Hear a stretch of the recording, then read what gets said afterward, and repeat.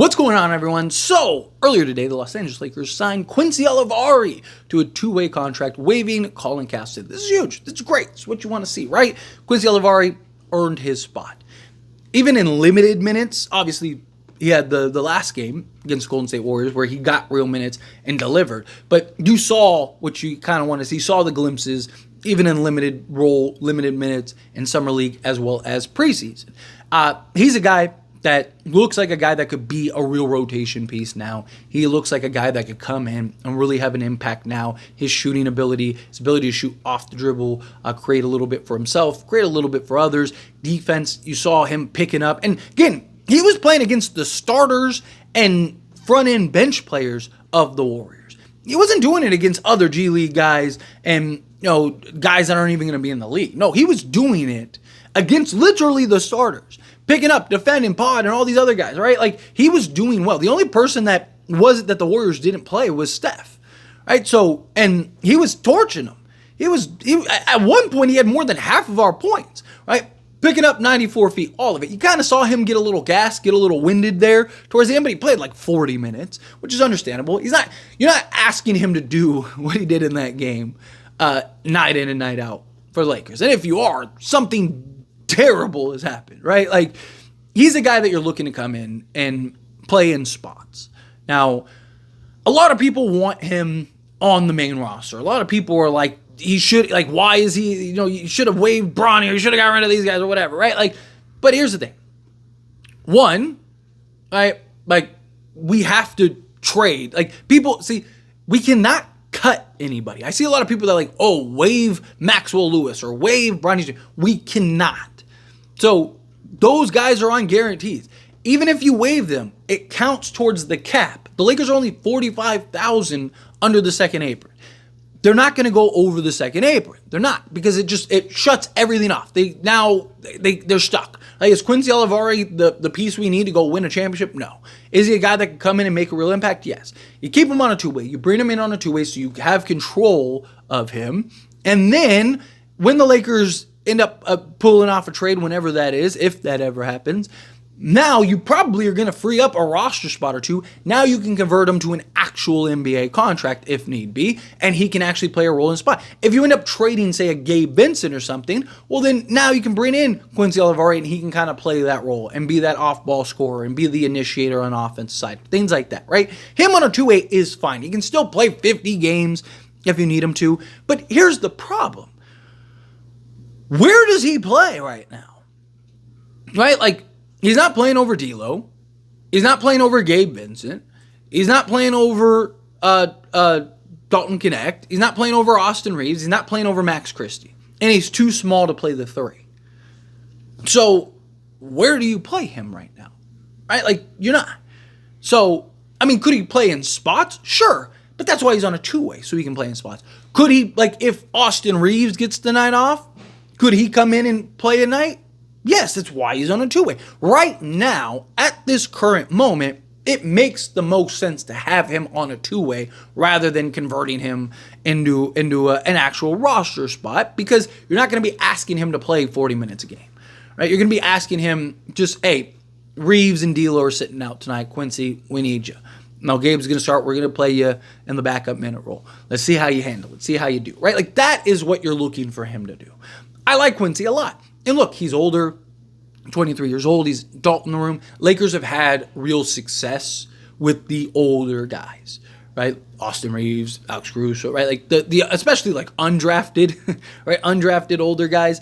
I mean, Lakers killed this draft, first off, right? You got two guys that immediately can have an impact. You got a guy in Quincy Olivari, and you got a guy in Dalton Connect that like could be in your rotation right now and make sense. It's beautiful. Chef kiss, right?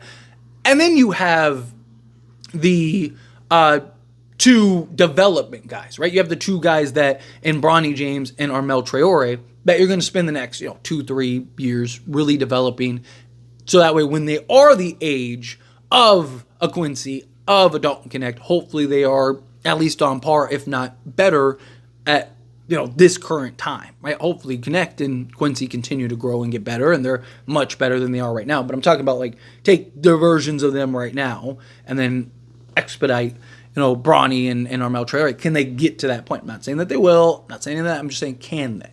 Right? So, one, I think the Lakers really killed this draft this year. I think they did a really good job kind of getting nice balanced pieces. But also, in general, right? Like, Quincy Olivari, he is a skill set that the Lakers need, especially with this type of offense that the Lakers are running, that motion off. I mean, imagine the looks that he would get, right? Imagine him playing alongside LeBron James and Anthony Davis and the attention that they garner, and then have a guy like D'Lo out there that can wheel and deal and just kick it out to him, right? And him just being that movement guy, coming off of pin downs, coming off of screens, being a cutter. He's shown the ability to do a little bit of everything, and I really like what we've seen from him. I look at him. I did a video on AIS The Lakers Show, kind of diving into this more if you're more interested in this. But I talked about comparisons and Pod from the Warriors, right? Brandon Podedemski, however you say his name, right? He is very similar. They have similar size, similar comps. Quincy's 6'3", 200. Pod is 6'4", 205. Right? But they also have a very similar game. I actually think Quincy does a couple things better than Pod, but you get the point. Like, the Warriors are looking for Pod to be their primary playmaker and run the offense off the bench this year. They lost Chris Paul. They're looking for him to do that. Like, can Quincy kind of do something similar for the Lakers at some point, right? Again, say you traded Gabe Vincent, Quincy come in and kind of play that role, kind of fill that void for the Lakers. I don't rule it out. I think it's a real possibility. So you have something in that regard. And I don't really like Olivari as like your primary playmaker, though. He can initiate. We saw him initiate, and he was fine initiating. But we also saw him try to start playing, and he had 7 turnovers, right? Like, again, he was great. Not trying to diminish what he did, but we also have to be real about like what we're expecting from him right out the gate. Can he be a guy that, on the inbound, boom, just brings it up and gets you in your first action, and then he's just, moving around? Yeah, of course, right? Like, I think he's perfectly capable of doing that.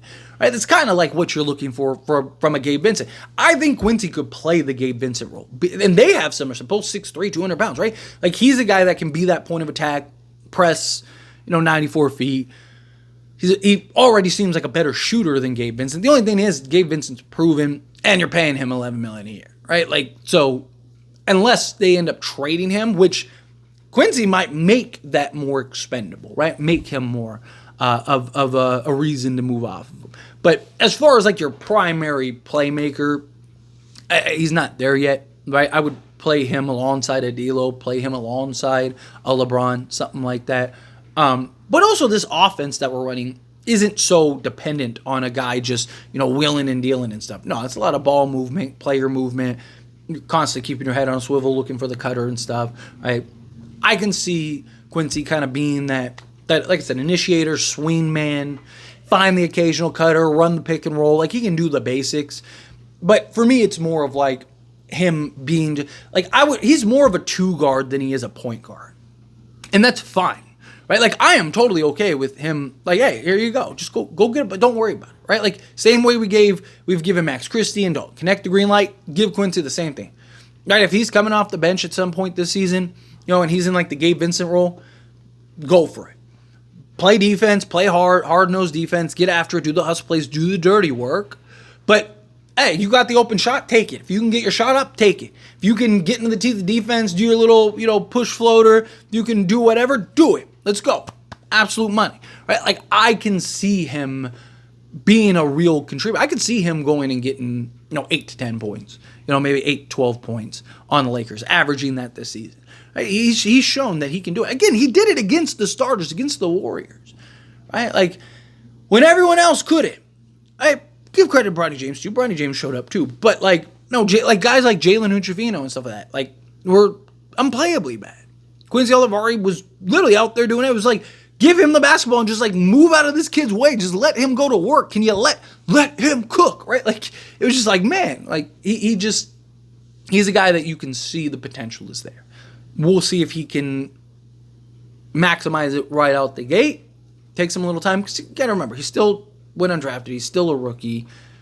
We gotta let people kind of get their feet wet. We got to let people kind of get used to the pace, right? The physicality. There's certain things and elements about the NBA game that Quincy's going to have to learn. He's going to have to get comfortable, and he's going to have to figure out. But I'm excited to see what Quincy can provide. I'm excited to see what Quincy can do. I think on a two-way, he's fine right now. Two-way contract is A-okay right now.